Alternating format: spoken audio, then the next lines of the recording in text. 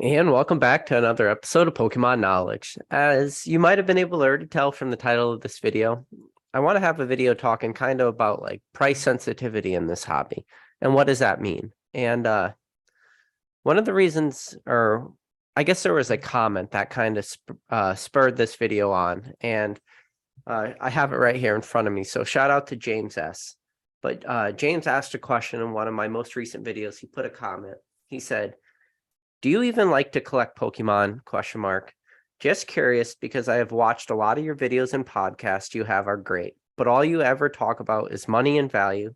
So I'm starting to think it's just a side business for you and not even a hobby you enjoy anymore, since all you ever talk about is money." So I don't know. I guess in a weird way, like comments like that, I don't know, maybe they hurt a little bit. Maybe they hurt in the sense that I think I'm maybe feeling you guys, if that's the impression you're taking from these videos, that all I ever do is like talk about the investment side, and maybe I don't really love the cards and I'm not a collector and all this stuff. And that's not the case.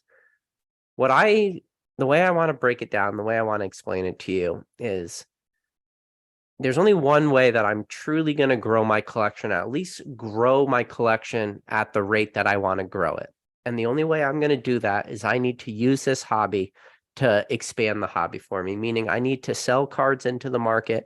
I need to identify things that I feel are undervalued and buy those things and sell the things that I feel are overvalued. And by doing that, it's just this constant game. And the reason why I do that is it might seem like a side business, but it's not. It's just that I love everything about Pokemon so much, and that is just one extra step for me. So if I'm able to like really analyze the market, analyze the cards, because there's only so much you can do on the surface level of Pokemon. On the surface level of Pokemon, this hobby seems very vanilla, very clear cut. Like everybody should just be a binder collector. There's no such thing as rarity. There's no such thing as scarcity. There's no such thing as condition rarity. But when you get deeper into the hobby, you start to realize that all this stuff exists. And once you get into a little bit more of the niche type stuff, the things that are very rare, sometimes the stuff only comes up like once every month or once every year, or in the very small occasions, once every 5 years. And when that opportunity presents itself, you have to, one, recognize it. And that's the biggest thing for a lot of people. Sometimes when huge opportunities come up, when things that are extremely rare, extremely scarce come up, people aren't even able to recognize that. But the second thing is when those opportunities come up, you need to be able to capitalize on that. And when you get into the more niche stuff and the rarer stuff, prices start to go up on you really quick. So if you don't have like available cash and money to help grow your personal collection, it can be very tough. So when I talk about like the value of cards or cost of cards or things like that, it's because what I'm doing on this channel, and I hope a lot of you guys know that by now, is when I make my videos, when I do these lives, a lot of it is just me like talking out my thoughts. So everybody has their own internal dialogue at home. And when you're doing your internal dialogue and you're thinking about Pokemon and you're thinking about, what's the next move you want to do? What's the next step? A lot of the things you will do internally is you have to justify those purchases. And sometimes justifying those purchases can be rather tough, especially when you're trying to justify like very speculative purchases. When you're doing the speculative plays, now you're starting to get nervous. You're like, maybe the decisions I'm making are poor decisions.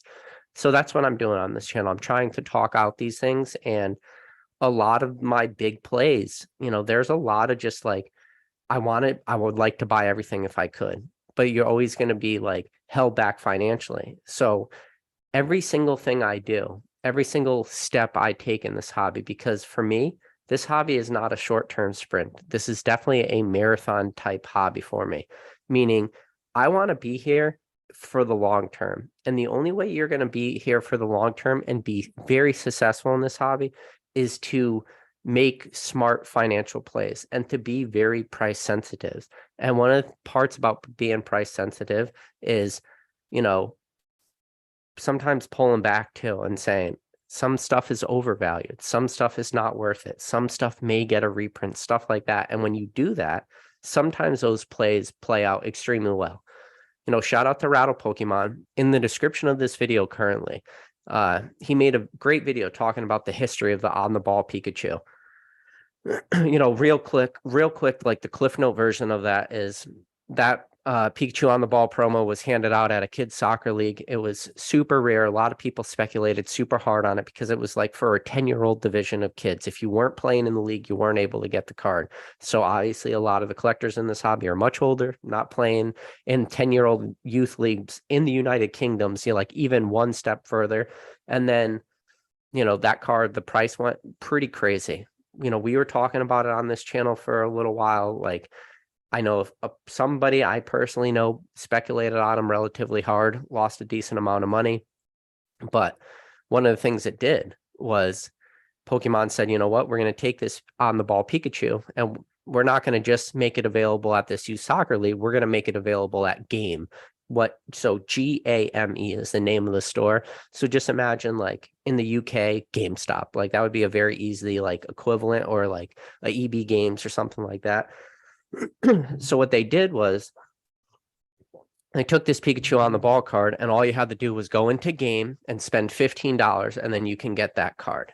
Now, when I talk about being price sensitive, now this is the craziest part of that story, and the part of the story that Rattle didn't really talk about on his video, but you can go back on my video. If you click on the community tab and you scroll back about 6 months ago, I made an announcement on my channel, like, I think I called it Modern Bag. That's what I call that card. And then I took a screenshot of that Pikachu on the ball card, and I took a screenshot of like the announcement from Pokemon saying that this card was going to be available at Game if you spend $15.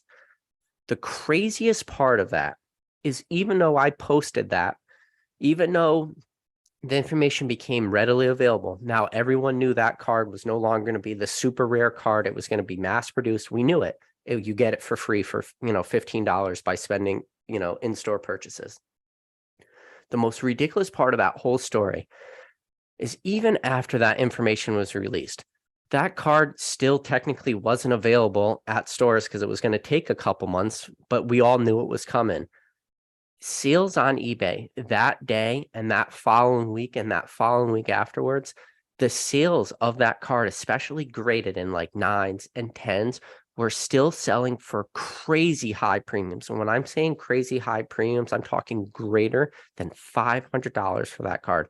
That card raw was still selling in the hundreds. That's a lot of money for a card that was going to, in a couple months, be available for free after you spend $15 in store.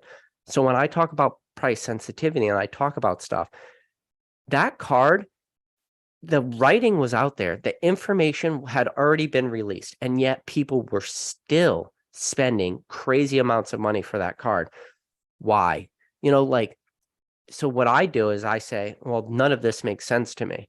Well, maybe some of the, like, I guess the reasonality would be because people just didn't know that that card was going to be eventually released in the game store as long as you spend $15.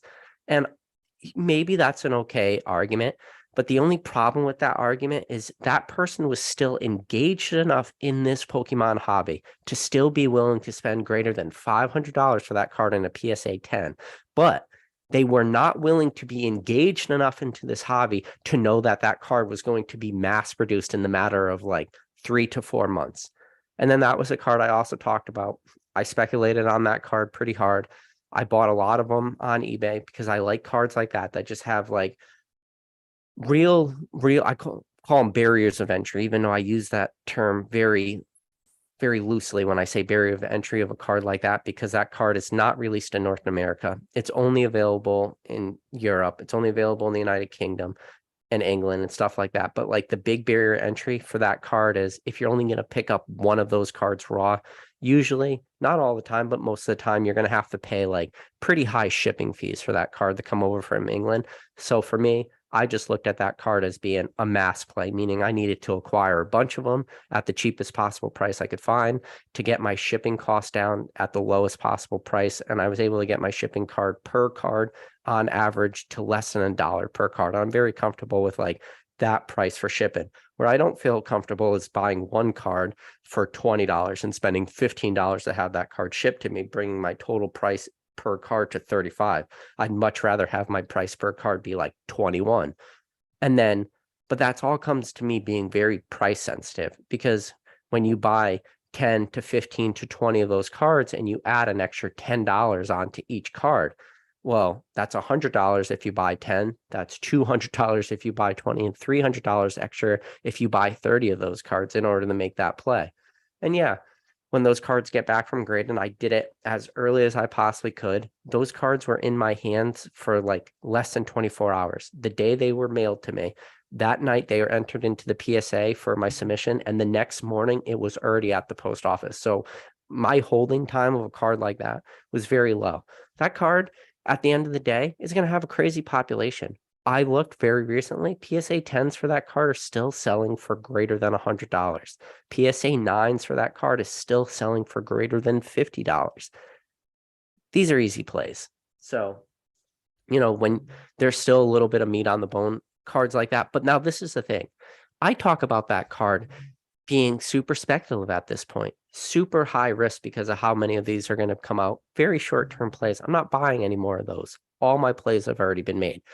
But that doesn't change the fact that there was somebody out there that, even though Pokemon announced it and said, this card will now be free after you spend $15 in store at game, people were still spending crazy amounts of money after the fact, after all that information was released. So when I talk about price sensitivity, that's kind of what I'm referring to. So when I talk about like the values of stuff, and I talk about like things being investments and making good decisions and stuff like this, that's what I mean by that. So when maybe sometimes I do talk about that a little bit too much, but the only reason I'm over analyzing everything is because, like I told you at the beginning of this video, if I make the wrong decisions financially, I will end up like, either putting a big hindrance on the speed and at the rate I want to grow my personal collection, or if I make enough really poor decisions, or if I make extremely expensive poor decisions, I will cripple my collection potentially for the long term, or cripple myself so bad that I won't be able to recover, with the exception of selling personal collection items. And I don't want to ever get to the point in this hobby where anything or any mistakes happen where I end up crippling myself for a decent amount of time because of poor decisions. So yeah, when I talk about prices a lot, when I talk about the investability, when I talk about, dollar amounts on this channel, the reason why I talk about it is because I am so worried about that potentially happening to me. I want to constantly, in a way, preach it to everybody who's willing to tune in and watch these videos, because not everybody is like, a super long-term collector, investor. Everybody's money is important. So when I talk about it, my biggest fear is that somebody out there watching one of these videos makes a poor decision and has that exact situation happen to them. I would hate for that person to be a viewer of my channel and have bought that card after the information was already released that it was going to be mass produced.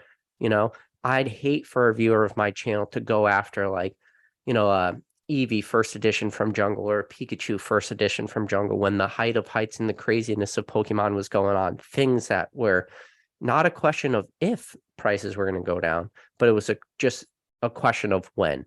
And that when was answered very simple. Once these cards start coming back from Graydon, stuff like that, cards that have no rarity to them, have no scarcity to them, all they had going for it, just fan favorite Pokemon, stuff like that.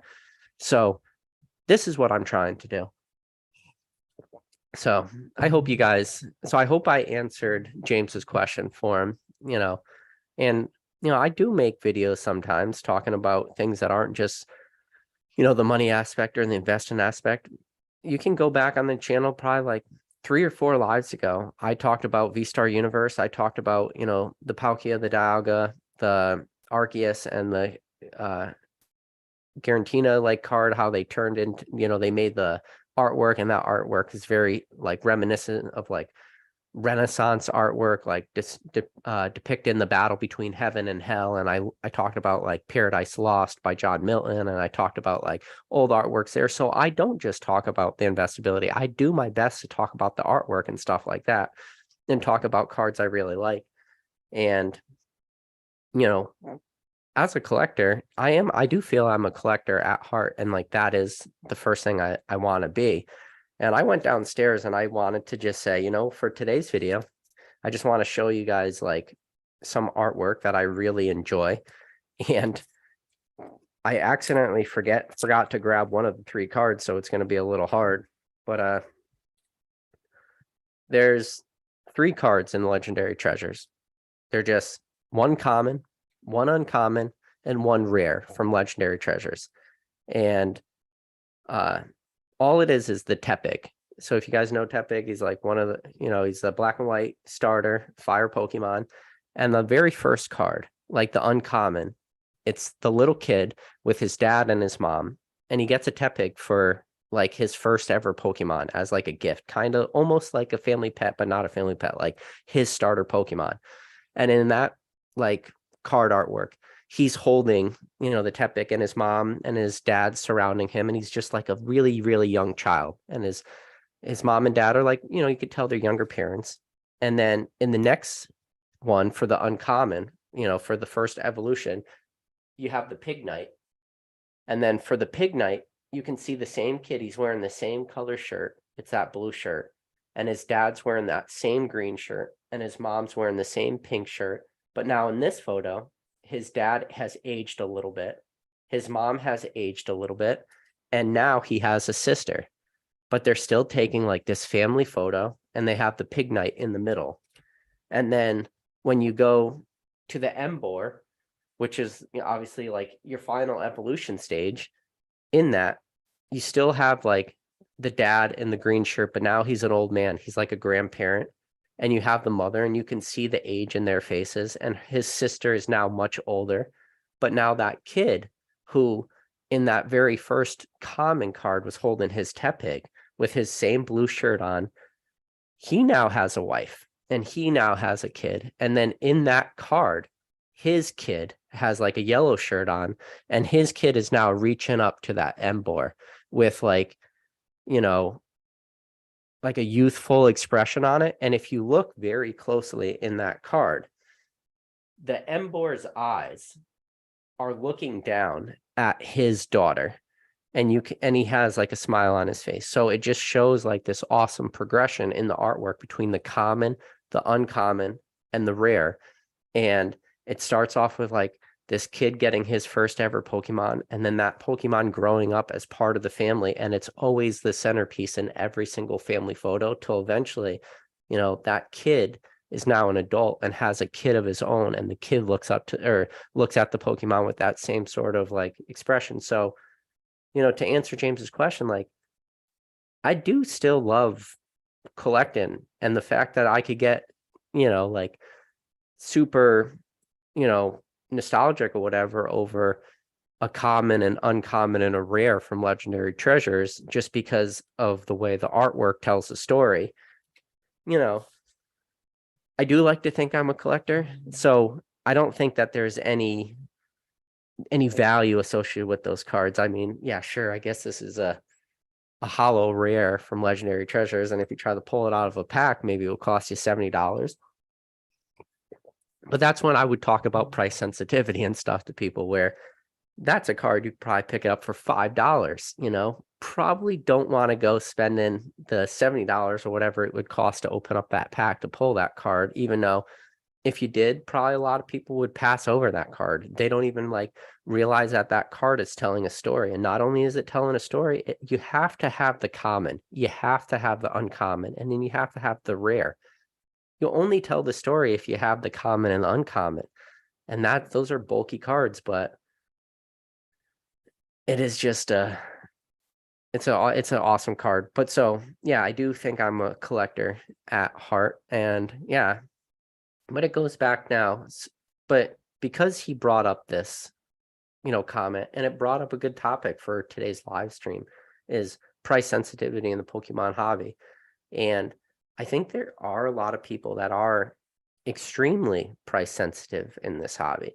And I think that's a good thing. I don't think that's a bad thing, because people who are not price sensitive, or at least aren't cognitive of like price sensitivity in this hobby, it's very easy to overspend.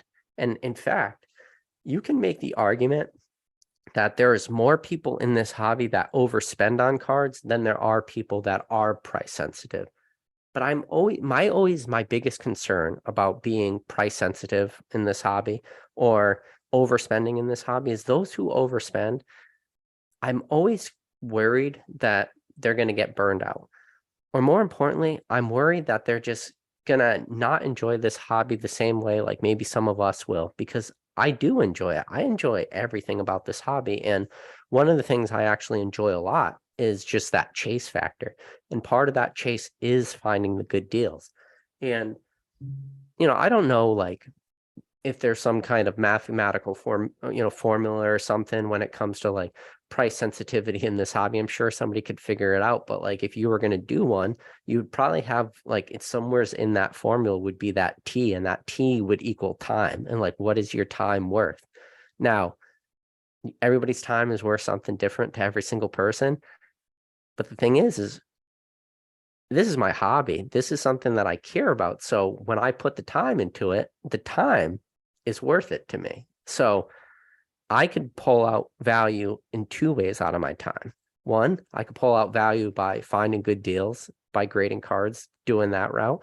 But I also pull out value for my time because I enjoy just doing the research, doing the search, and constantly like doing my very best to like grow myself in this hobby, or find that one card, or find that one, I guess you can't really find a set at this point, but find that one thing that like maybe you didn't see before, constantly make this hobby better for myself. And that T and that time aspect is extremely important. So it is what it is. But yeah, so James, I hope I answered your question well.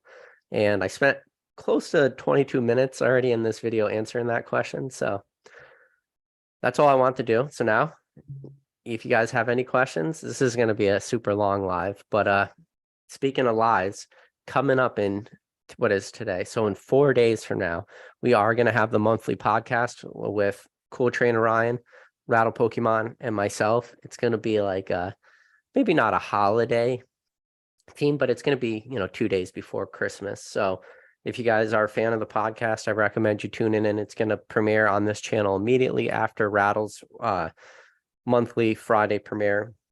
I know Cool Trainer Ryan's probably also going to have a video releasing on Friday too, but make sure you watch those guys' videos first, and then you come over here afterwards, probably talk about their videos, talk about everything that's going on. There's been a lot of stuff that has happened recently in this hobby, between, Pokemon getting rid of gold borders, MSRP price increases, the craziness of V-Star Universe. What's Crown Zenith going to be like? Is Crown Zenith going to be a flop? Potential reprints. Scarlet and Violet now Scarlet and Violet, not Scarlet and Violet being delayed, getting pushed to the end of March, March 31st. Let's just call it April. What is that going to mean for reprint windows? And then we're just going to talk about holiday stuff, maybe things as simple as like that one Christmas gift you remember as a kid, because I think everybody has that story, and just that normal podcast, having a lot of fun. And I think it will be a lot of fun. And you never know, special guests might stop in. That happens a lot, but no promises. But no. So yeah, if you guys do enjoy the podcast, it will be this Friday. So I recommend you guys all tuning in. We don't have a set time yet, but I would, if I had to take a guess, I'd say around like 9 p.m. Eastern time. So put it on your calendar. And especially if you guys are home for like the holidays, obviously no work on Saturday, stuff like that, getting ready for that Christmas holiday. Maybe hopefully for everybody, Friday night is going to be a relaxing night. And this will be one of the ways you could relax. Just listen to the three guys ramble about Pokemon for, an hour or two. So Pokewounds, talking about, like price sensitivity and about some of the things I talk about, he says, I think it's just your niche and we need somebody talking about this stuff. And I hope I do, bring some value to it. Like the day I don't bring any sort of value, like I guess it would just be like the day I stop making videos in a way. And I do think that there are some people who don't really learn anything from this channel, and that's fine because they just are well established in this hobby and they're just watching these videos because they find them entertaining. And there's a lot of lives I watch where maybe I don't get a ton of a ton of knowledge from them, but I get like a ton of entertainment value from it. And then I think on the other end of the spectrum, I think there are some people that are watching these videos who are gaining some knowledge and, gaining some insights on certain cards, some certain sets, or maybe you would be surprised at how many people who have reached out to me personally and told me that the first time they have now ever graded with PSA is because of me, because like I sort of pushed them in that direction to like grade your first ever cards and see how it turns out for you and see if it's something you like and see if it's something that you think is repeatable and something you might want to do again. And from some of the returns I've seen, some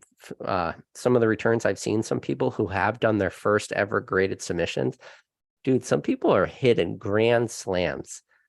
So, that's a good thing, and if people come to find out that grading isn't for them, like that's also a good thing, believe it or not. That might sound a little counterintuitive to think like that to have a poor grading experience might not be something for them, but at least they know it. They don't have to worry about like hemming and hawing. And one of the things about grading is sort of like pulling off a Band-Aid. If you pull that Band-Aid off real slow over time, that's going to hurt you a lot. Where if you just do that quick pull, it's one and done, it's over. So Anthony Lopez says, if you love the cards so much, kiss them. There you go. Here's a couple cards for you. some sleepy Pikas for you. Head Pokemon said, hey, I wish I could message you directly somehow. Had a question about special delivery Charizard. You replied to the last video, but I think I misunderstood the reply. So Head Pokemon, I think you are asking about multiple addresses for getting your special deliveries Charizards.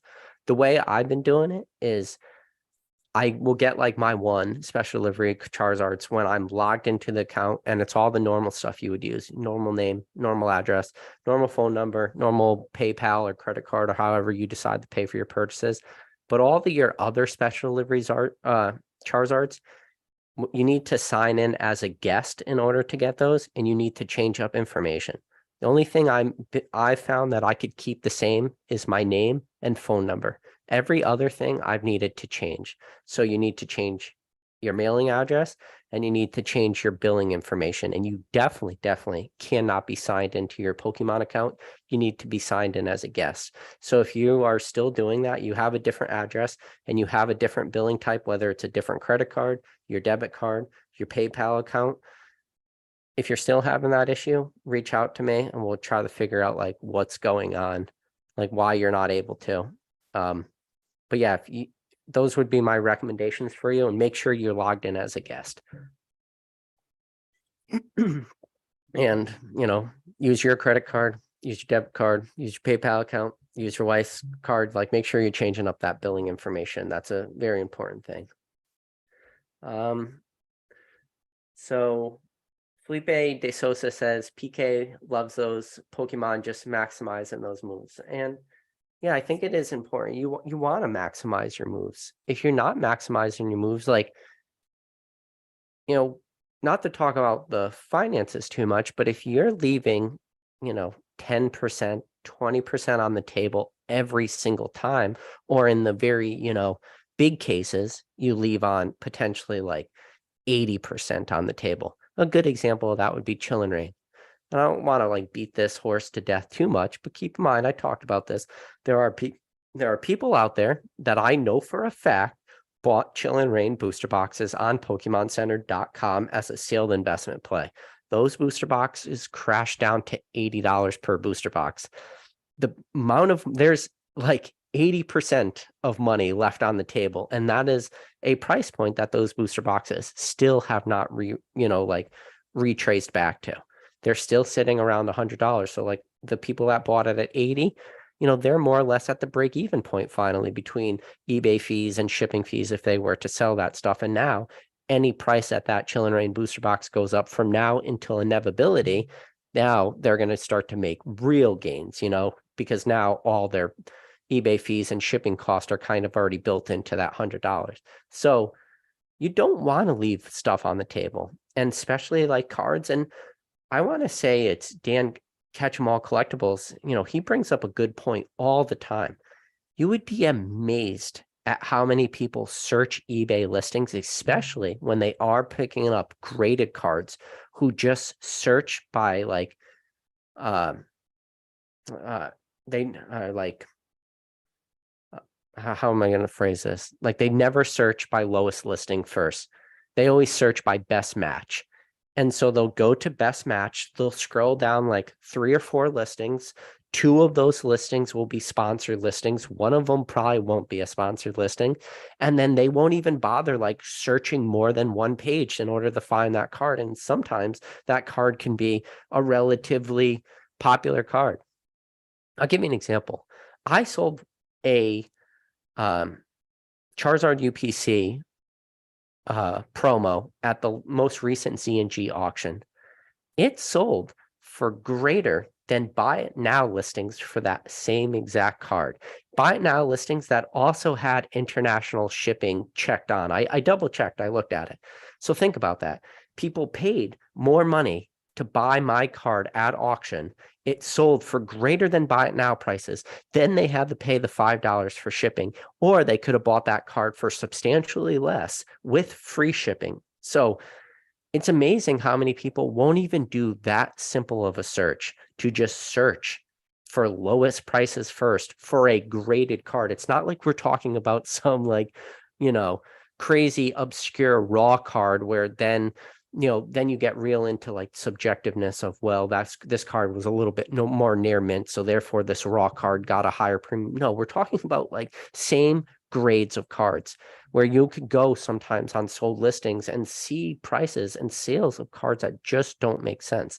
And these aren't cards that are shill bidded and cards that are, fake, sales and stuff like this. These are real sales.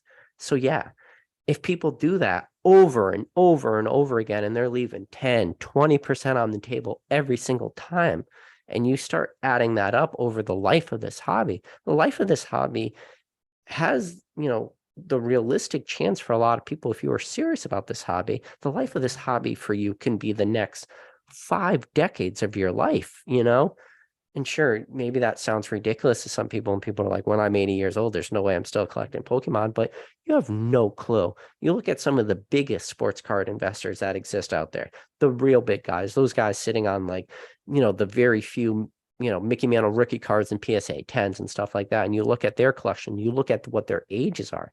They are not 30-year-old dudes. These are not 50-year-old dudes. These are old guys who are still collecting, but now they're just collecting cards at the highest point of that mountain. They're at the tip of the peak of the peak. The only problem is if those guys leave 20, 30% on the table every single time, through the life of this hobby for people, you can start to talk between hundreds to thousands to tens of thousands. And then depending on what, skill you get and taking in inflation and taking in all this stuff over the course of 10, 20, 30 years, you can now be talking about hundreds of thousands of dollars people could be leaving on the table for the life of this hobby. And then you start to say, well, what other cards could you have bought with that extra $100,000? And that pool of cards just freaking drastically explodes. So it's something to think about. So Pokey Collectible says, I think you love the hobby, but could perhaps focus less on flips plays and highlight cool card sets you enjoy, fun PSA subs you get back, favorite card artworks and everything. So you're right, Pokey Collectibles. That's why I just showed those 3 cards. Like, that is artworks that I like. That is a common, uncommon, and a rare from a cool set, depending on how you feel about legendary treasures. Just something to think about. Shadow Jack says, hope you're doing well, PK. I am doing good, Shadowless Jack. I appreciate you for tuning in. I see we got Drew. I made a little care package for Drew for Christmas. I've been like dragging my feet. I haven't actually sent it out in the mail yet, but that's something I gotta do. Maybe tomorrow morning I'll be able to do it before work, or Garen M said, nothing wrong with using the hobby to support the hobby. Yeah. Pokey Collectible says, not sure he checks this as I have message, but no reply. Well, you get a no reply right now. So Head Pokemon says, yeah, that's annoying what he said. When you spend as much money as when you spend as much on this hobby as some of us do, like you, selling is just a part of it. Yeah. And selling is a big part of it, you know, and that's it. That's the other end of the spectrum too. It's one thing to, you know, be buying into this market and losing money. It's another thing too to be selling into this market and then losing money too. I'm always amazed at how many people like, what is that saying? Buy high, sell low. There's a lot of people who like to do that too. They're big fans of buying high, selling low. I am not a fan of buying high, selling low. I am a fan of buying super low and selling for as high as I possibly can. But, you know, going back to a little bit more about price sensitivity too, is we'll see. I think it'll be very interesting to see how 2023 plays out, and especially how 2023 plays out at the beginning of the year, you know, like end of first quarter when Scarlet and Violet comes out, when MSRP price increases kick in.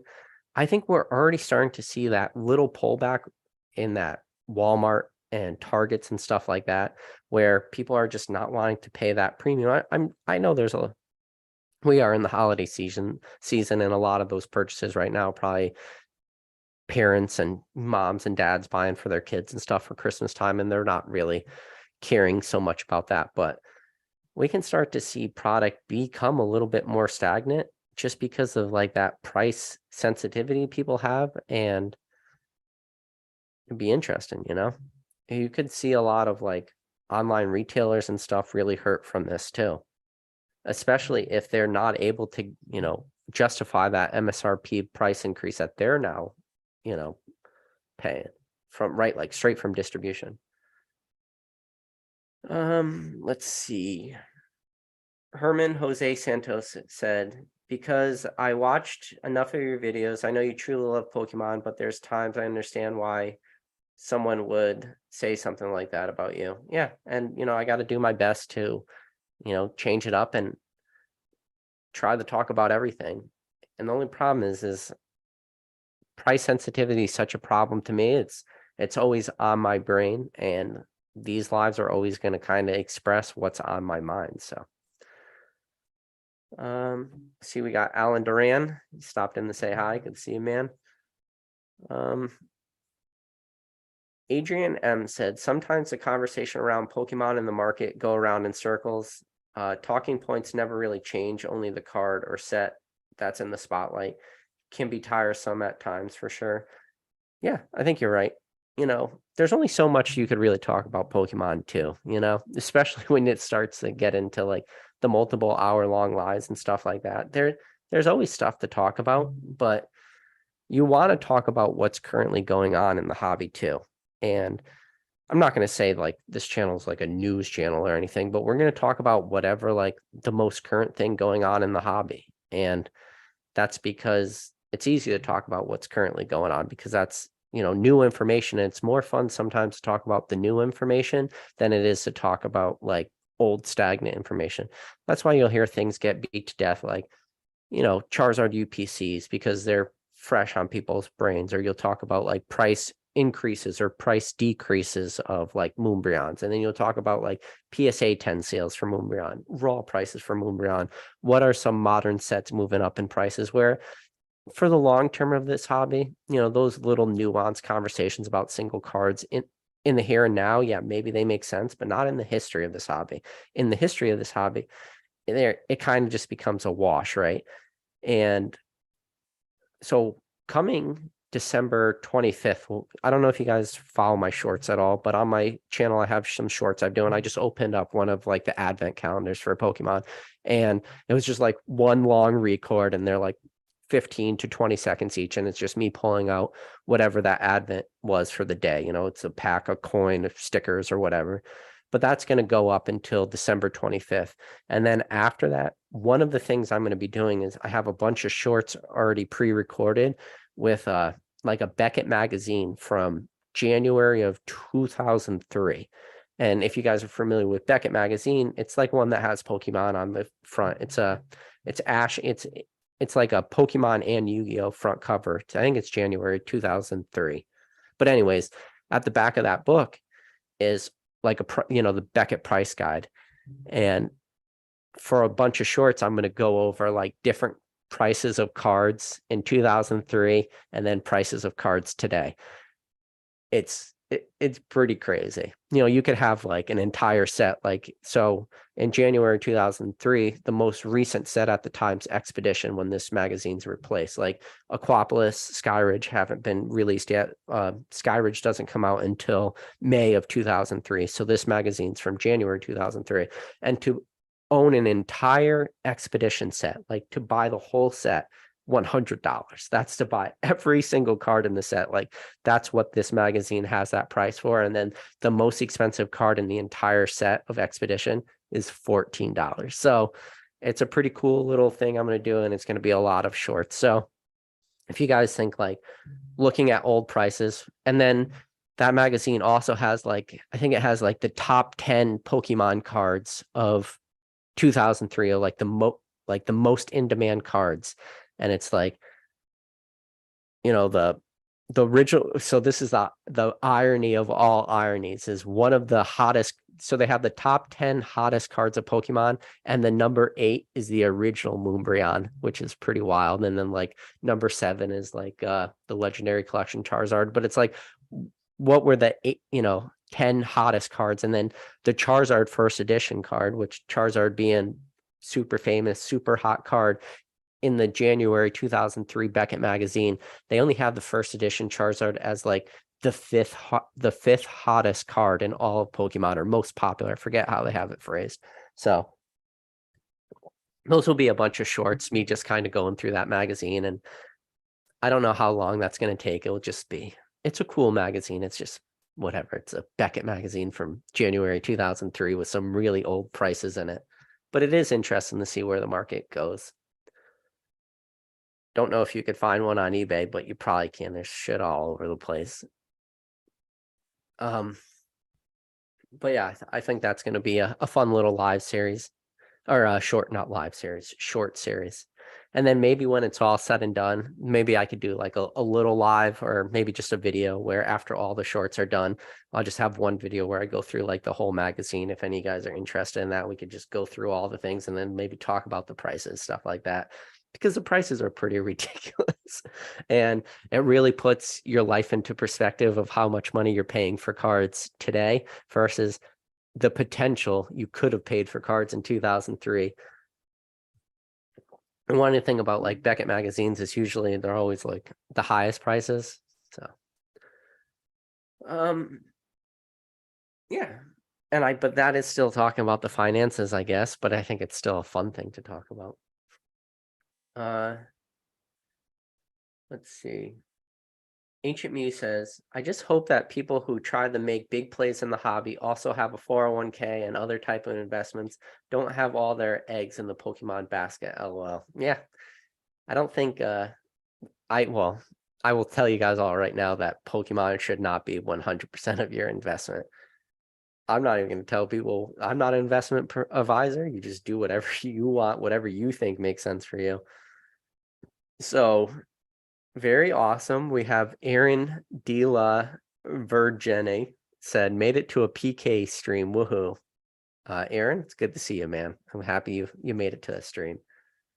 And one of the other things I posted was, I don't know if you guys noticed, so like the 2002 Illustrator contest, you can get into like enter into the lotto to get a code very similar to like the Bidoof lottery or the Charizard lottery, the special delivery Bidoof or the special delivery Charizard, that lotto.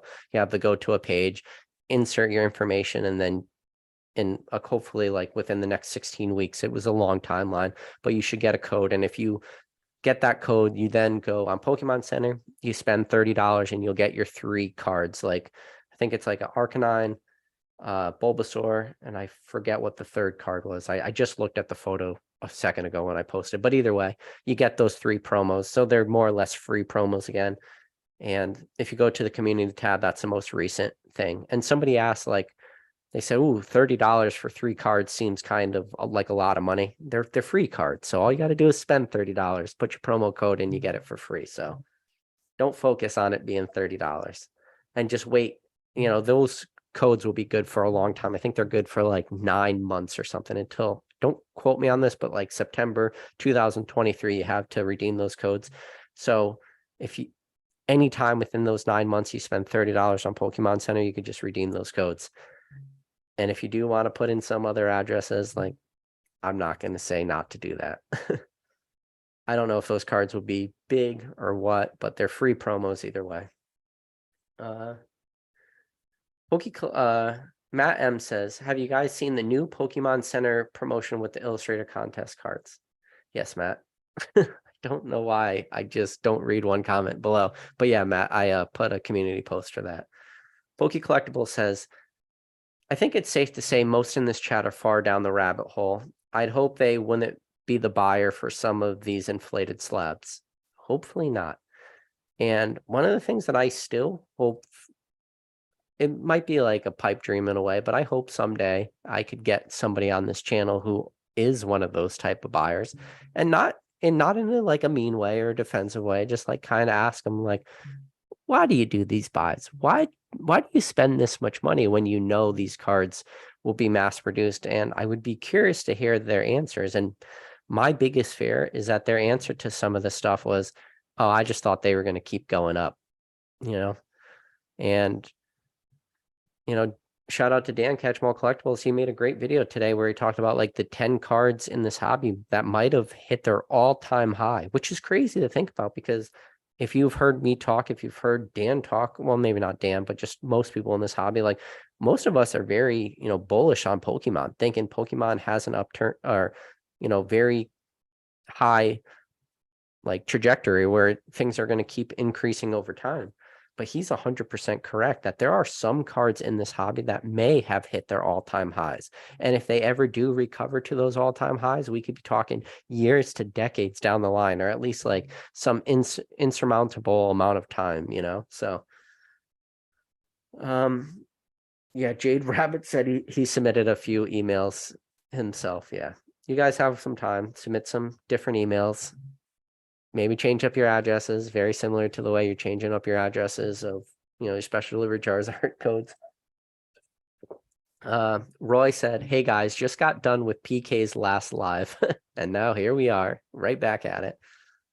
So I am trying to like separate the lives like a day or two in between. Sometimes life gets in the way and you just like, a couple days have passed. But just, if I could, I would just make a live every day and just talk about Pokemon, talk about the market. And that's the thing. If you want to talk about Pokemon every day, if you want to have, you know, this conversations every day, like sometimes the same information is going to come up.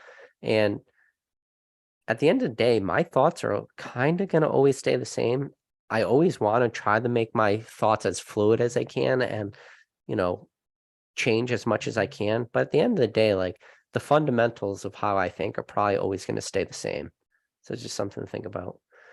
Mick Nick said, PK, what are your thoughts on PSA changing up pricing grading time coming 2023? So Mick Nick has a good point. So if you guys haven't heard, PSA for next year, so 2023 started in January, their prices are actually increasing. So right now, the bulk price is $18 per card for bulk. And then obviously with the current holiday special, you could submit TCG cards for $15.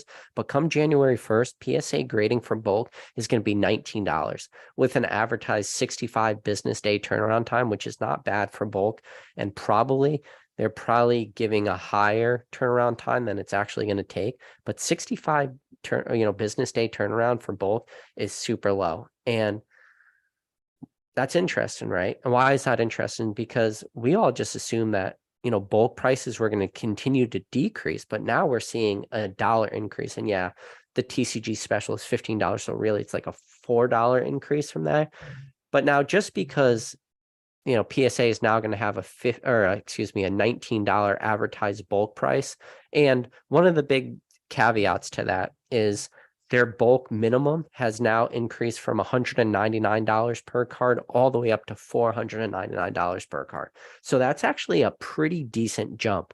That's over a 2x where like declared value of cards can be for a very small, added on fee. So that is very nice though, because right now, if you're submitting at that $18 bulk, assuming the 15, I know the $15 exists, but you know what I'm saying? Like if you submitted that $18 bulk, the max declared value is $199. So now it's jumping up to $499.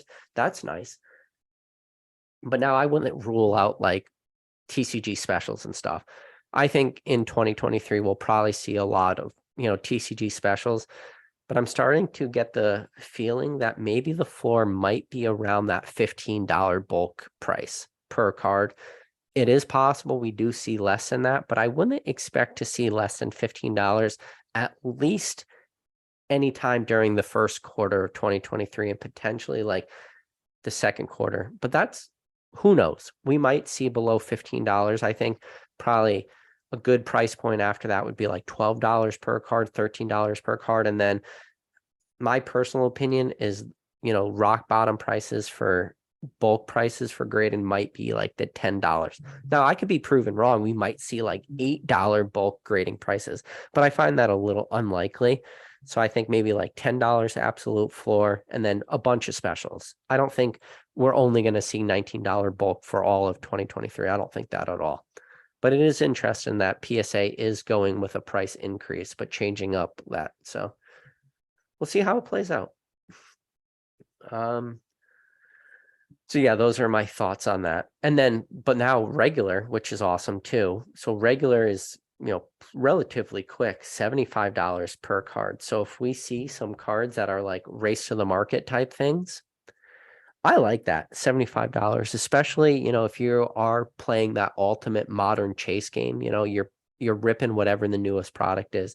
If you were ripping, Silver Tempest right at release and you were going after that Lugia, or you were ripping Lost Origins and you were looking at that, Garantina or Aerodactyl V Altar, and you were doing that race to be first on market, $75 is way more enticing than $100. So it'll be interesting now that they drop that regular tier down to $75 and see what that means for that, those real high risk type play type people. And especially like some of this Japanese product, we're already starting to see it with V-Star Universe, some of the real early cards hitting the market. And really, we always see this is nothing new. And if you guys are ever familiar with like top 10 Pokemon, he always puts out a bunch of videos, the top 10, highest eBay sales, but then he also makes a lot of video of like the top 10 biggest sales for Evolving Skies when it's a new set, or Lost Origins when it was a new set, or Silver Tempest when it was a new set. And like those very, very first cards that get graded, those first 10s that hit the market, always like 100% of the time sell for stupid premiums. So that $75 regular tier is going to open up a lot of can of worms for a lot of people, because it's going to be enticing, especially when you can flip some cards are probably going to be selling for like $50 to $70 in a 10, like after the market really like recovers. But those real early sales are selling for like $180. So you spend $75 and now you got like $95 on the table you can make, opposed to spending $15 to $20 to have that card and then maybe having $50 on the table. 90 is higher than 50. And that is enticing for a lot of people, that super high risk play. I like to see how this plays out for people. Herman Jose Santos says Legendary Treasures has great story cards. Yeah, man. Definitely. Roy says, PK, how many Crown Zenith Pokemon Center ETB trainer boxes pluses did you pick up? I picked up 4. So I picked up 4 of every single Pokemon Center ETB release ever since Celebrations. I picked up 4. And then the other ones I've had to pick up like the limits of 2. And I have every single Pokemon Center ETB ever released, going all the way back to Chill and Rain. Chill and Rain having like the Air ETBs are supposed to be 10 packs per ETB. Pokemon Center only loaded up with 8 packs, and then Pokemon Center sent out like, that special 2-pack blister, and it had the Articuno, Moltres, Zapdos, V cards on it. It was like a specialty 2-pack blister as like an apology. So I have every ETB ever released going all the way back to Chill and Rain. And that is actually, if I remember correctly, maybe one of my first, if not my first ever community post, where when the Chill and Rain Pokemon Center ETBs went up for pre-order, I made a post on this channel saying, hey guys, you should probably go out and pick up these Chill and Rain Pokemon Center ETBs, because I thought it was like a very interesting thing that Pokemon had done, because we had never seen an exclusive ETB before. So to answer your question, I have 4, and I've been getting 4 ever since Celebrations. And right now for Crown Zenith product, that's the only pre-orders I have in right now. I do plan to open some Crown Zenith, like maybe like 1 ETB just personally myself, just so I could experience the set. But I haven't been opening a ton of modern product recently, and it just is what it is. I've been still picking it up, like keeping it as sealed product plays and stuff like that, but haven't really been opening up much. Yeah, I probably open up more than the average person, but not like a lot. I haven't opened up any booster boxes of any sets recently. So yeah. No, I think the most recent pack I opened up was Brilliant Stars, where I had my son sitting on my lap and I was able to pull a V-Star Charizard from it with him sitting on my lap. And so that's his first ever Charizard he ever pulled. I already sent it away for Graydon, and I'm really, really hoping and praying that that card comes back at 10, so that could go into his personal collection, because that is a definite strong memory. Is it the V-Star Charizard from Brilliant Stars? Yeah. Is it the, the chase card Charizard? No, but it doesn't matter. It's still a Charizard. It's still something very special. And, he's only 18 months, so it's not a memory he will have, but it's a memory I'm going to have. And it's a memory that's going to stick around now with me from now until I have dementia eventually one day and I forget everything Pokemon. So Tom Barbo said, I overspent on those evolution boxes from GameStop so bad. They're 50% off now. Evolution boxes. Are those the ones that have like all the evolutions on it? Yeah, I didn't even buy those at all, man. Let's see. Oh, I skipped all. I don't know why my chat does this, but it loves to skip to the bottom on me. Going scrolling back, guys. Give me a second. All right. Royce, okay, I got back there. I see Australian Blastoise in the chat, man. Good to see Australian Blastoise. Australian Blastoise is one of my very first subscribers I ever had on this channel. Australian Blastoise also is sitting on a very nice EX Dragon TV Reporter Reverse Holo. I think his is either an 8 or a 9. Beautiful card, though. Herman Jose Santa says, I see all the time people start spending too much on opening packs and get frustrated by not pulling what they want when buying singles would have just been cheaper. Yeah. But I'm not going to ever sit here and tell people don't open anything, like opening packs is still a huge part of this hobby, but like understand what you're getting into when you're opening packs. Like definitely understand. Let's see. Chugs says, my favorite day of the month. Oh, the monthly. So I guess I'm getting to the point where I talked about the monthly podcast. So if anybody just tuned in right now, this Friday, the monthly podcast with Cool Trainer Ryan Rattle and myself, a lot of things to talk about. So Brandon's 716 says, have you checked out any One Piece TCG PK? So I do own one booster box, and it's because I didn't want to miss out on it. And if you guys remember like the Collectible Conversations podcast that they had with Squeaks and Radar, that was when I heard about One Piece for the very first time. Squeak talked about One Piece. He was speculating real hard on it. I think it was one of his, what was their thing? Oh my God, I can't believe I'm forgetting. They're like hot takes at the end of each episode. Oh my God. Blips or Blaps, that's what it was. So one of his was talking about One Piece, and Squeaks was the very first person that put One Piece on my radar because of his Blips and Blaps.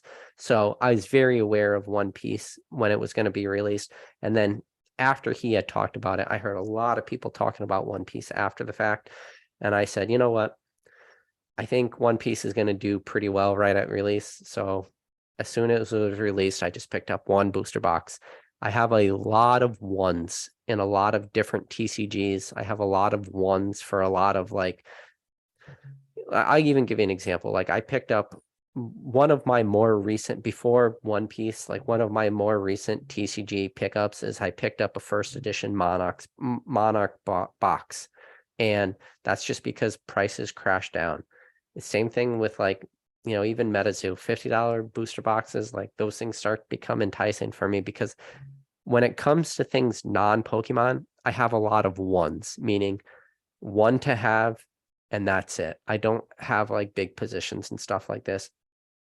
Probably One Piece could have been something you could have speculated on, but I'm not familiar enough with these other TCGs to start speculating. So I just like to get my ones of stuff. So I have one.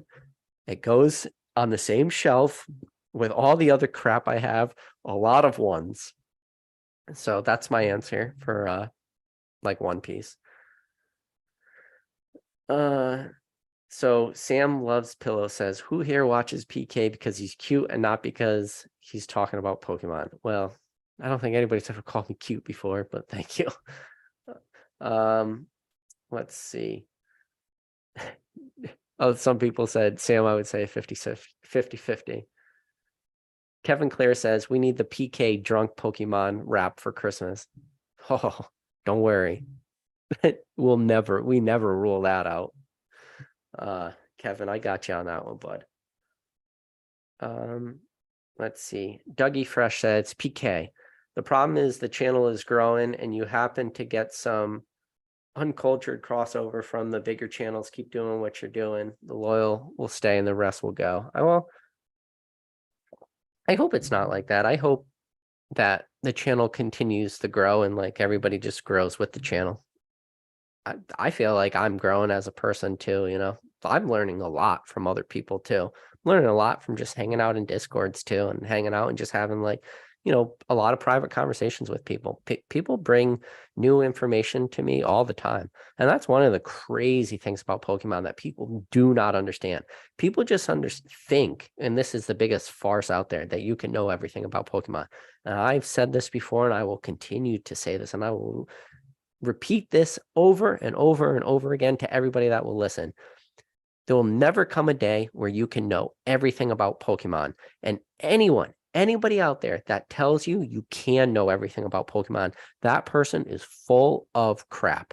Okay. No one knows everything. There is still stuff. And like, that's one of the greatest things about Pokemon is no one could be an expert in everything. Because I just said that. But anybody can be an expert in one thing. And that is the best part of this hobby. That anybody, it doesn't matter. It could be you, it could be, you know, anybody in this chat, anybody could be an expert at one thing. And once you become an expert at one thing, then you just do the next thing. You go and you learn about something else. You learn about something else. You learn about something else. And eventually you're going to get like a huge wealth of knowledge, but I don't think you ever get to the point where you can know everything.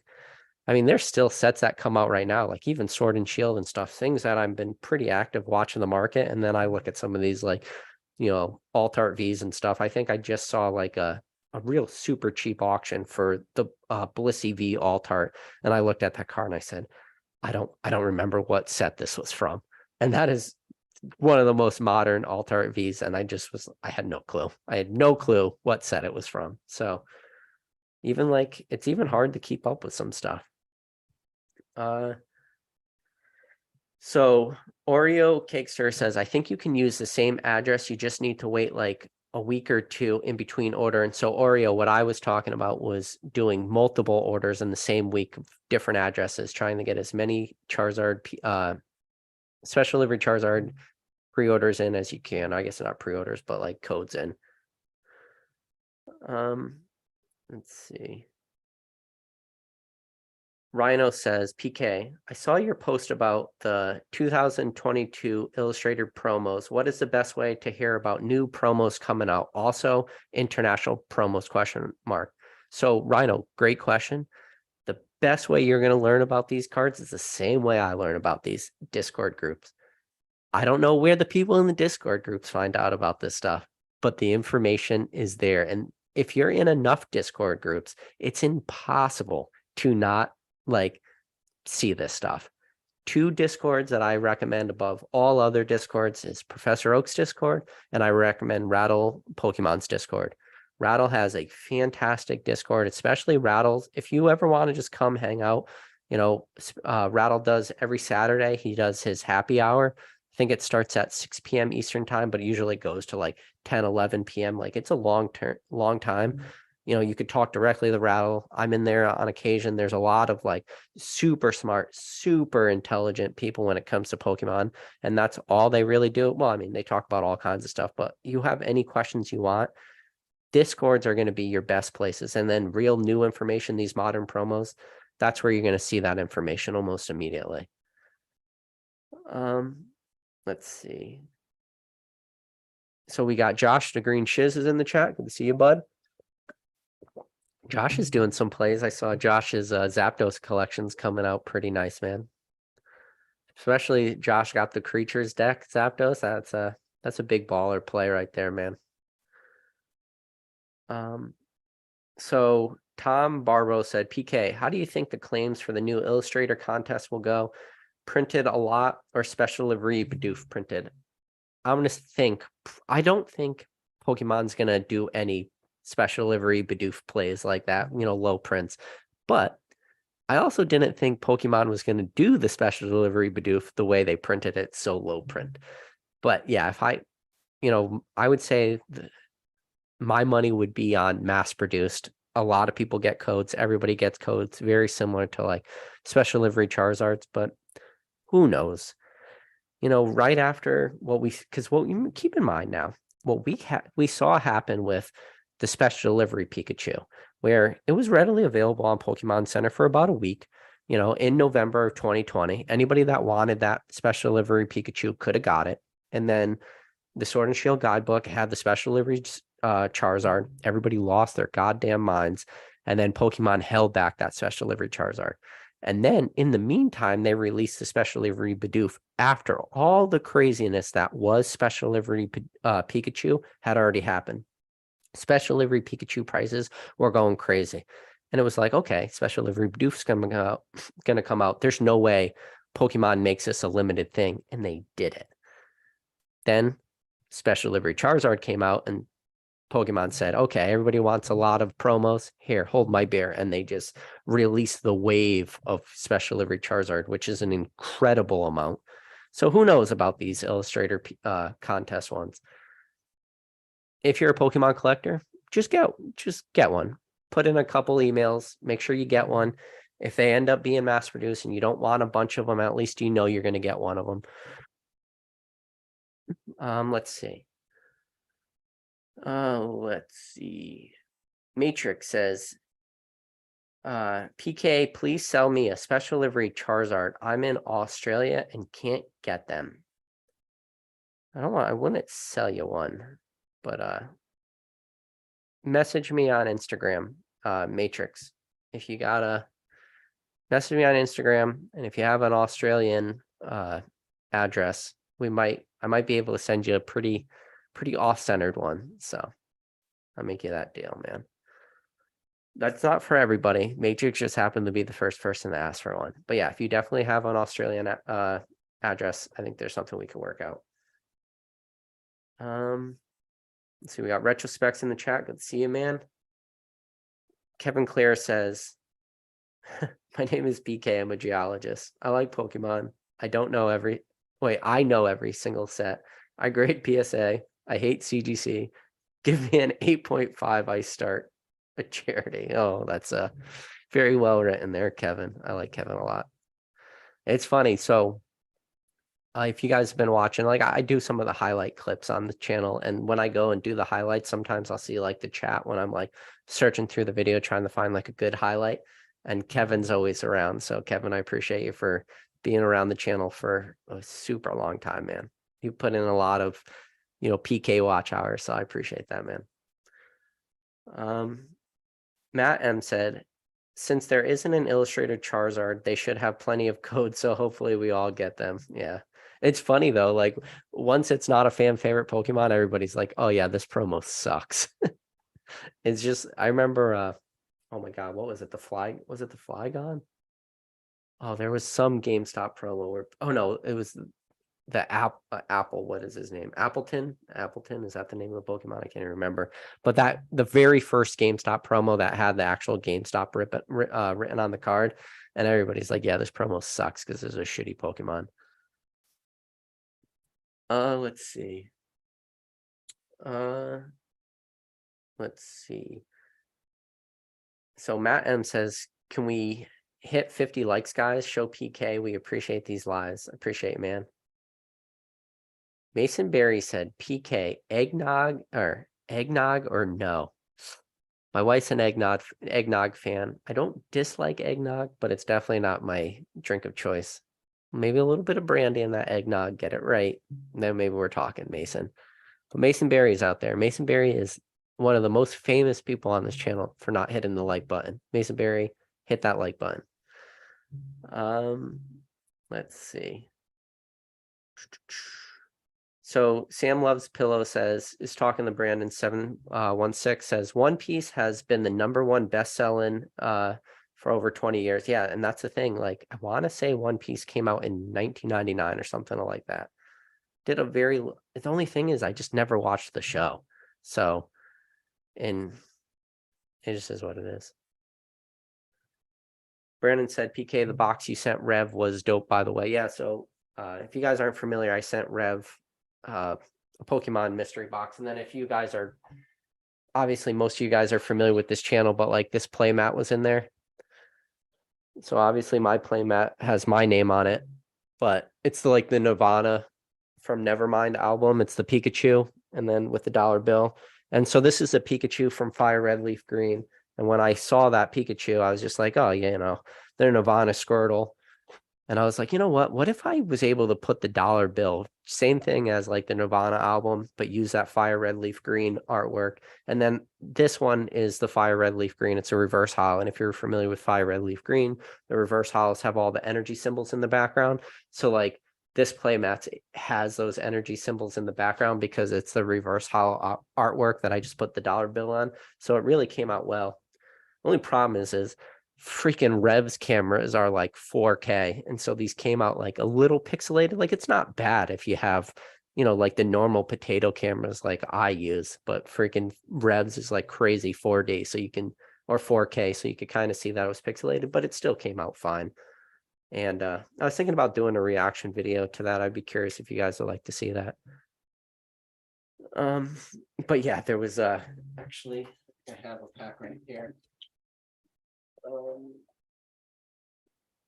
So there in the mystery box I sent Rev was a pack of this. If you guys are familiar with this is like Pokemon gum, and it's a long story. So it was originally supposed to be a mystery box for Cool Trainer Ryan. I reached out to Ryan. I was like, hey man, I got a mystery box I want to send you. And Ryan's like, nah, I don't want it. So I was like, all right, screw you. But the reason why was because if you go back to our first ever podcast, I had a box of Ninja Turtle cards. They're like Ninja Turtle Series 1 from 1989. And they're just literally like the wax packs. They're 25-cent packs back in 1989. They come with 4 cards in it, but they're made by Topps and they come with like that hard stick of Topps gum in it. And I don't even know how it came up, but I brought that up and we were talking about gum. And then during that live, like I tried the gum and then Ryan was like, oh, you're just a bitch. You should eat that. You send me that gum. I'll eat that gum right now, and Ryan doing his thing. So I had some of this Pokemon gum that I was going to send Ryan, and then he wasn't willing to accept the mystery box. I was like, all right, I'll send it to Rev. So it has like a little weird backstory to it. And it all comes from that very first live where I ate the gum from the 1989 Ninja Turtles pack. And then Ryan just, shitting on me. He's like, how Ryan, he's like, I would eat that gum. I'll eat a whole box of that gum. I'm just like, all right, bro, it's not that good. But when Rev opened up his gum, he had the best reaction ever. He goes, it looks like ham. It did. It looked like a slice of ham in a pack of cards. And you should never describe gum as looking like a pack of ham. Yeah, it was fun. And it actually went through like, and then there were some of these in there too. Some the Pokemon old maid cards in it during, Operation Shill old maid cards to the moon before I sell all my graded cards. He gets like 250,000 views, so we shill old maid cards to his audience. It's all gravy. It's a gravy train. Man, I've opened way too many old maid cards. That, just so you know, that market, that's gonna go away real quick. Sorry. I know there's a lot of people, that market is gone. Those will be some bags. Those people that paid the, what was it? I think Professor Oak, shout out Professor Oak again. He sold his Mew for $222 in a PSA 10. All these cards are more or less grading 10s because, yeah, you could have like the few cards that are off center, but they're very similar to like, the real early Japanese, like, playing cards, like, had like the green deck and the blue deck. And then Beckett started grading them. Those cards all hit like pristine 10s. Some of them hit black labels. People had no clue how to, like, the market just was not ready to like see 10s for old Pokemon stuff, even though they were trading cards. And then that market was super strong for a super long time, which was one of the more irrational markets. But for whatever reason, the people that like cornered that market were very good at trickling product into the market. The only and that's true. Those, like, that trading cards, those old like green and blue trading card, I think that's what the decks are called, when they were graded by Beckett, they were very good at like slowly trickle them into the market. We are not going to be good at slowly trickling in these old maid cards. Sorry, guys. This was race to the bottom.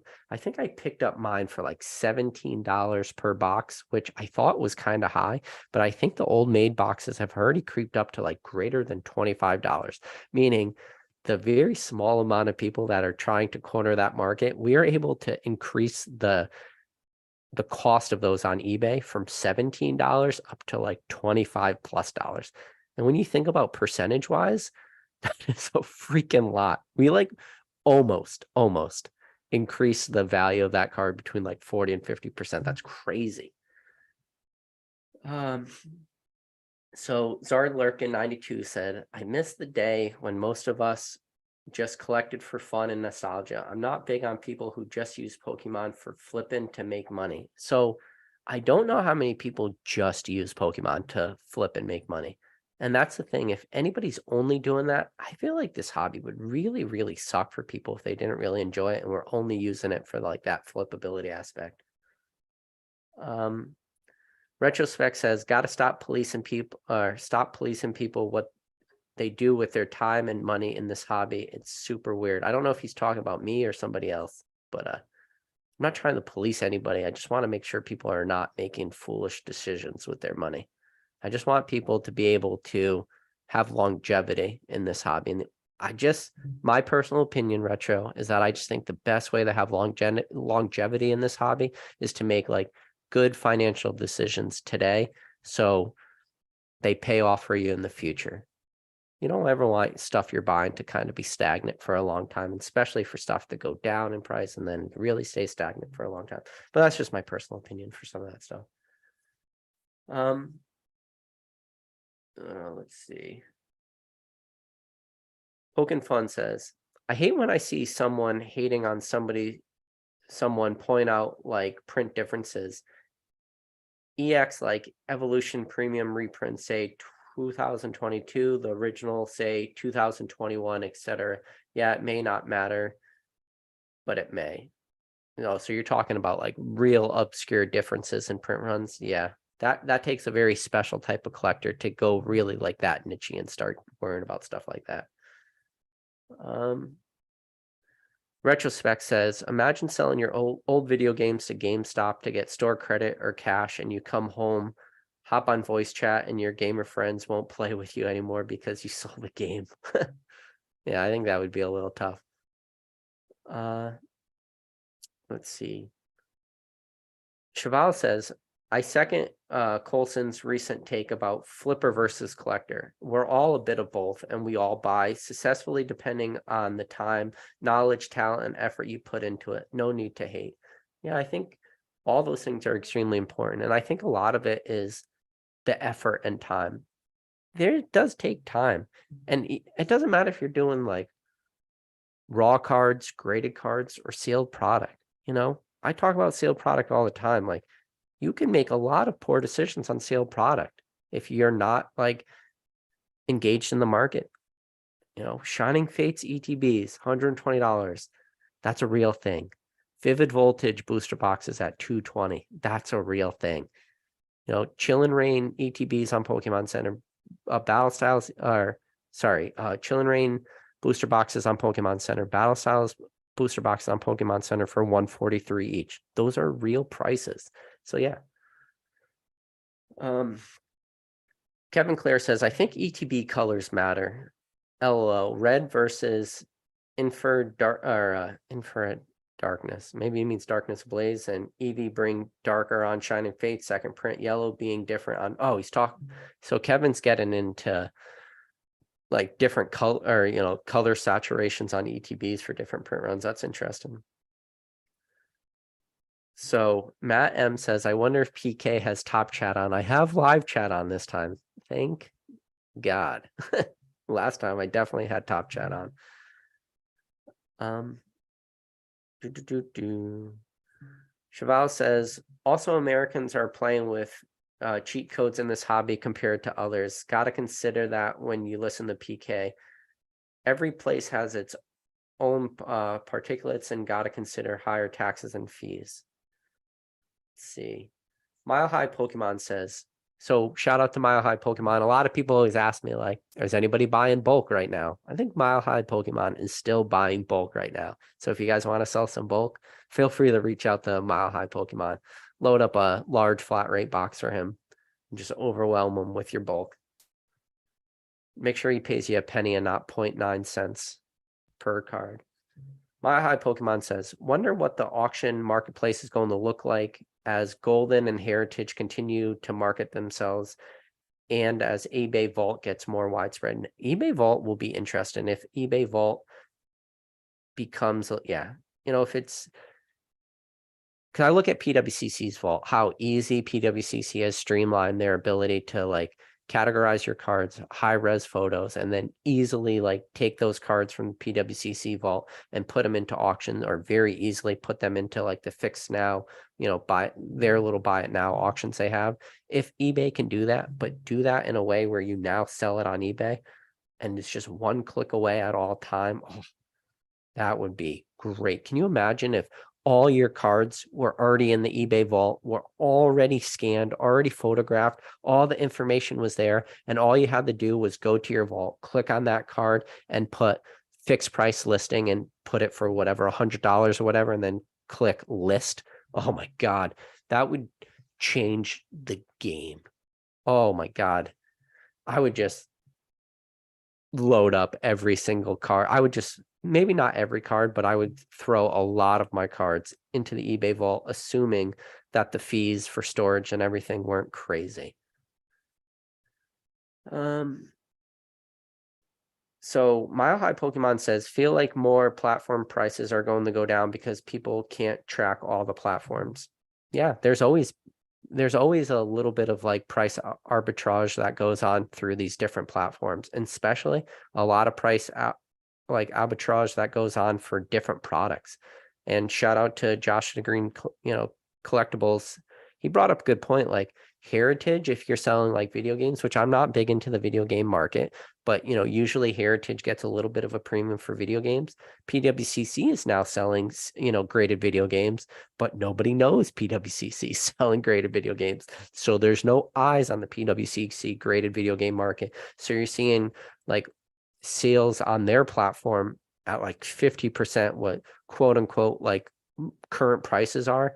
I think the Green Collectibles talks about like Mario number 3 graded. I forget the grade, but it sold for like $1,700, and the most recent sale for that was like $3,400. So it's like 50% of what that thing would have sold for on a different platform because it sold on PWCC. And there's however many people watching this video right now, and they probably just for the first time ever heard that PWCC's, does graded video games. They're probably like, I didn't even know that. And they never would have even thought to watch or look for that. So yeah, if you know different platforms, and same thing with like heritage auctions, like you would be amazed at how many low prices go on heritage auctions for the simple fact that people just don't want to create a heritage auction account. Like one of the most simple things you can do is go and click where it says log in, click create an account, put your information in, put your credit card in, done. But people don't even want to do that. So they're always, that's human nature in a way though. If it's just like a little bit of a barrier entry for some people, they just don't want to do it.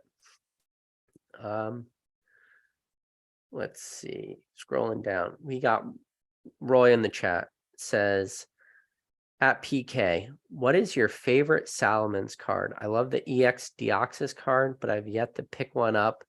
I want though.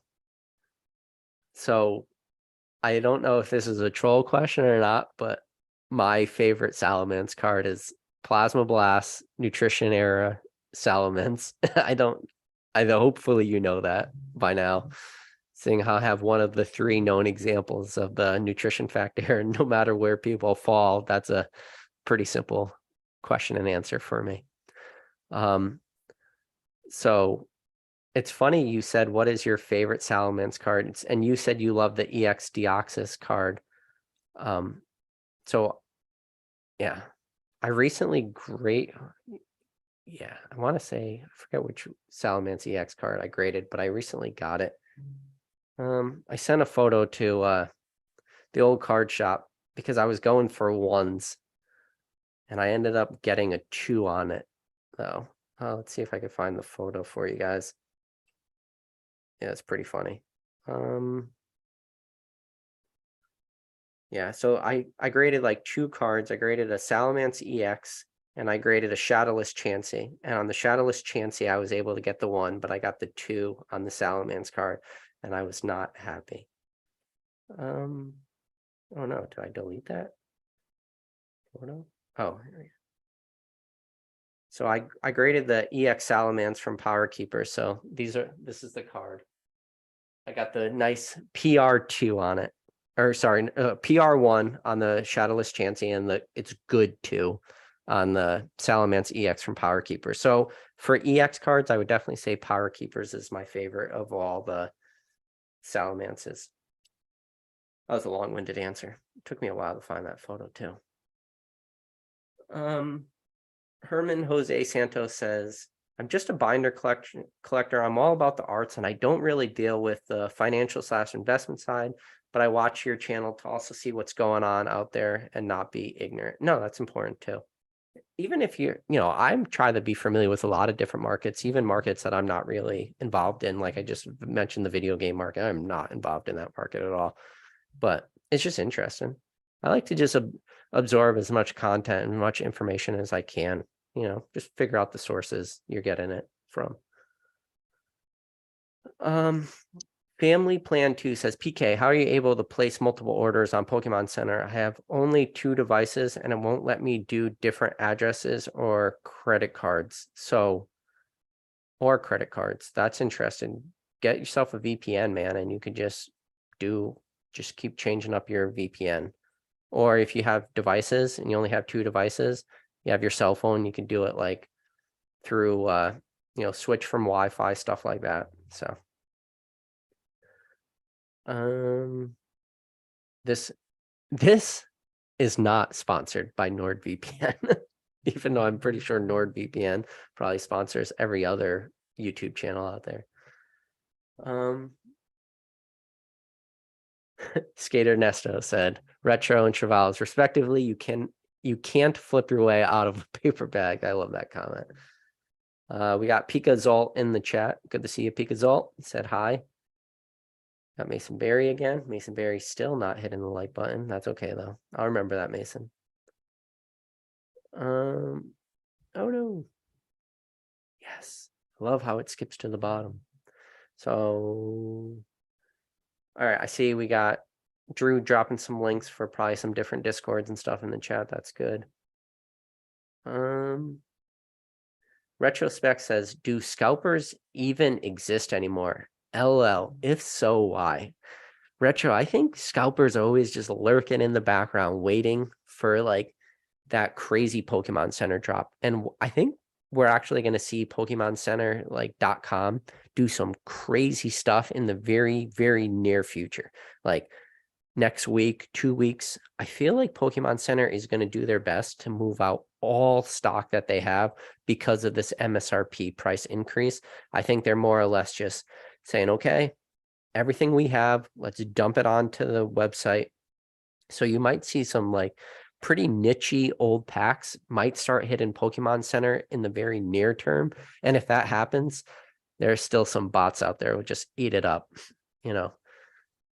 Relatively recently, like within the last couple months, you know, we didn't see, I was almost said Lost Origins. We saw Lost Thunder ETBs hit the Pokemon Center in like the last 4 months. Now, it was like a very quick, nichey type drop. It wasn't a lot of them, didn't stay up for long.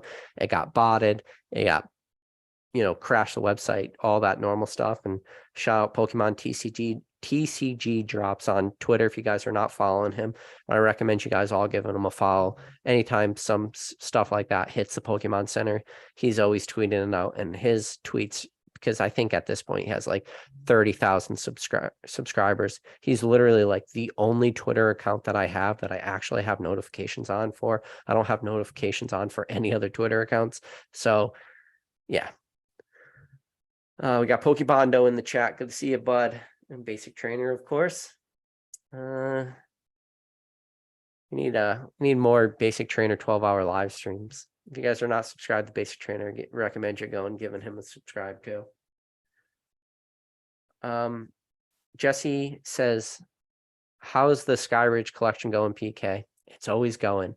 So I would say probably like, if I look at my eBay, I think I picked up 2 Skyridge 10s in the last week.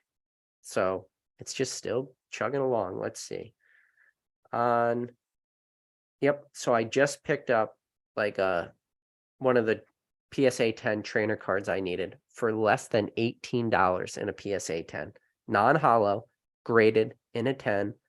And sometimes when you can pick up a card for less than $18, already graded in a 10 for a trainer card, it's just that's an easy buy for me, just because I needed it to complete my collection. You know, those are cards I kind of while I might own those cards raw, I've just never sent them away for grading. So even if I were to send that card to grading right now at $15 with the hope of getting a 10, it's just so much easier to pick up that card for under 18. I think I just looked at the price. It was $17.52 for that card in a 10. Again, that is a non-hollow, like common, uncommon trainer card, but it is what it is. But yeah, to answer your question, I'm still just slowly chugging along at that goal. And what that goal is, the hardest part is getting some of these reverse hollows and 10s. Cards like that, a non-hollow, that's an easy one. But these hollow 10s are really hurting me. And I have a lot of placeholder right now and 9s. And the 9 placeholders are fine, but eventually I would like to have like that true 10 across the board set. It's a slow grind, man. But it's going good. I appreciate you asking the question. Pogi Martin said he talked to his mortgage loan service provider ready to take that Halo out. Dude, I wouldn't be refinancing any mortgages with these crazy interest rates. I'm so happy I refinanced into a 15-year mortgage when I did. And then thanks to this hobby, been able to more or less have no mortgage. So it's a nice thing. Basic Trainer says drinking his Modelo's. That's good. Let's see. Got Mason Berry. I wonder if he's stroking his beard at home right now. Mason Berry's got that beard game on strong. I don't know. I'm not in favor of beard. I like no beard Mason, but that's okay. Let's see. Keep going. We're making it, guys. We're getting down. We're getting through here. So Hip says, has anyone seen the Chase foils and the new Uno Ultra Marvel products? I haven't been following that market, not sure. Let's see.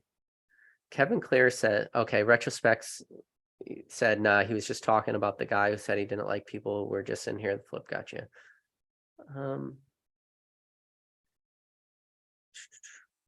Let's see. Kevin Clear says, I should sell my Power Ranger cards, but it seems wrong. I have a crate full. You are correct, Kevin Clear. You should never be selling your Power Ranger cards. Power Ranger cards is where it's at, especially if you have like a raw crate of them. That's some nostalgic overload for you. Yeah, I don't have a bunch. I have a couple boxes of them, but ever since the Green Ranger, the guy, I forget his name, Jason something, but he just recently, passed away, and like overnight, Power Ranger TCG cards or trading cards just exploded in price. And I was like, oh, this is nice. I have all these boxes. Not nice that he died, but like nice that the market was finally valuing for what they should. Yeah, Drew's saying if you have a question for me, make sure to at me. Yeah, because if you at me, it like highlights on my screen. It just makes it super easy to find it on your channel. On my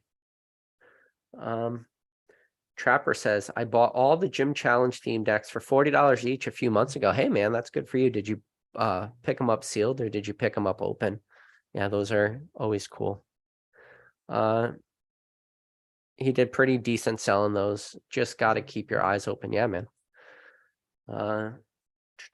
I picked up my Skyridge theme decks like for $150 a piece.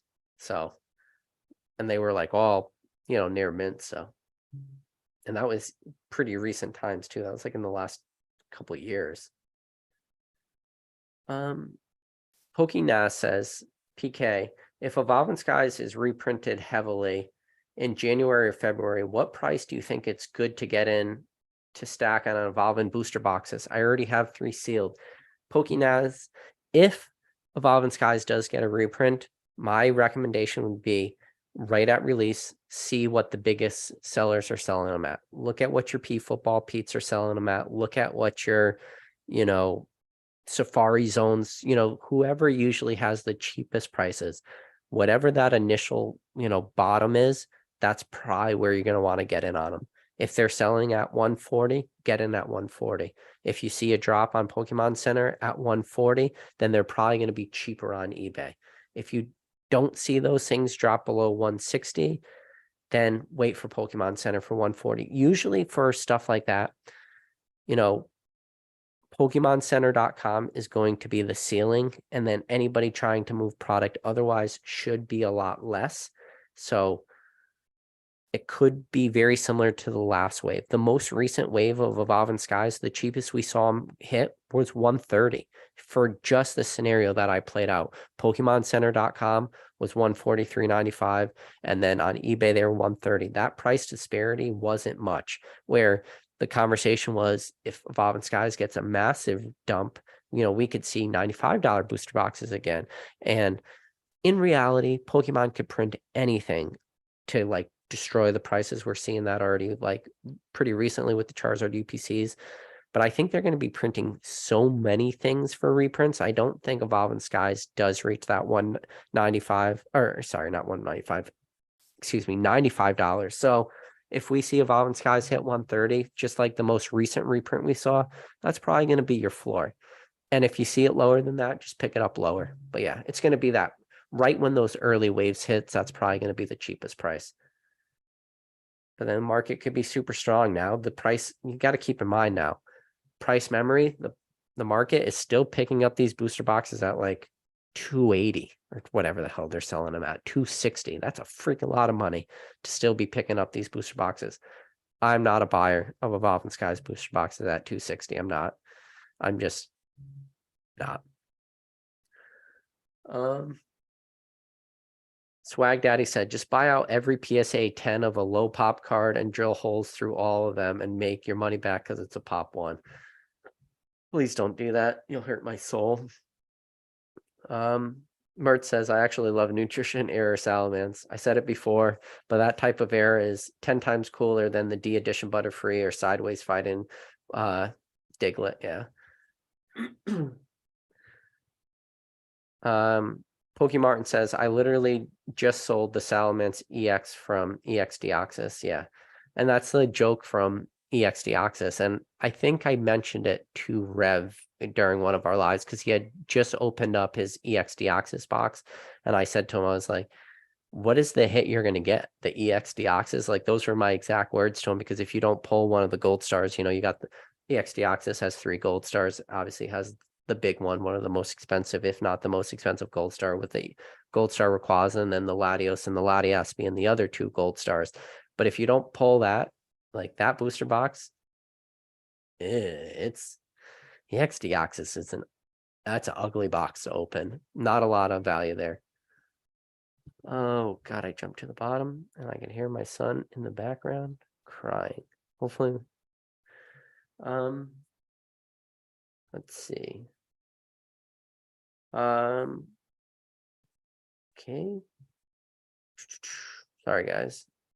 One day I'll figure out why it does this. Kevin Clear says, all them yellow border vintage cards, just thinking about it. Yeah, man. Well, I'll be very curious what 20 years from now, if people are look back at, all these Sword and Shield block cards and start to think of them as vintage because they have yellow borders. That'll be pretty wild. Rhino says, just curious why PK is always like 20 minutes behind in the chat. Is this comment on YouTube?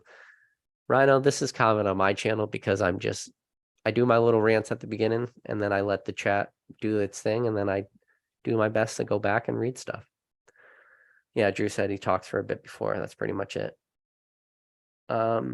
Shadows Jack says he did a whole video before he started answering and engaging with chat. That's why. Pretty much standard across the board for any PokeTuber live streams. Yeah. I don't think people realize how hard it is sometimes to just talk to a camera, and it is not that easy. I think people sometimes take it for granted a little bit that, just to be able to look at a camera when you don't have anybody in front of you and talk to the camera as if that camera is a person, sometimes it can get tough. It is a lot easier to interact with chat because the chat's going to constantly keep giving you conversations and topics that you can go with. But that very initial stuff where it's you versus your brain, and what's that saying people always say? It's okay when you have voices in your brain, but it's not okay when the voices start talking to each other. So,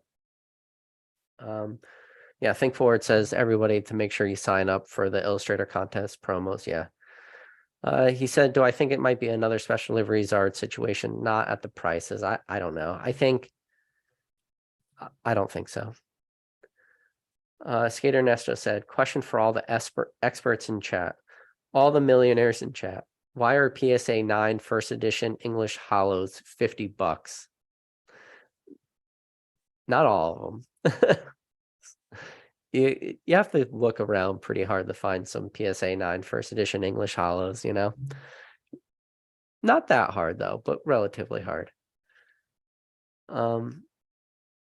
Retrospect says he locked in his interest at 3.625. Let's see. Okay. I just scrolled down to the bottom. I'm done. This chat went on for an hour and 43 minutes. I don't know how you did it, but if you made it to the end of this video, I appreciate you guys. And if you do me a favor right before you click off this video, if you just hit that like button. And if you're new to this channel, you made it to the end of an hour and 43-minute live and you're not subscribed to this channel, do yourself a favor, hit that subscribe button. And if you do like to interact with the chat and you want to know when I'm going live, I don't usually announce them. They're not advertised. So hit that bell notification. And when I go live, you'll know. But I appreciate you guys. And I'll catch you all on the next video.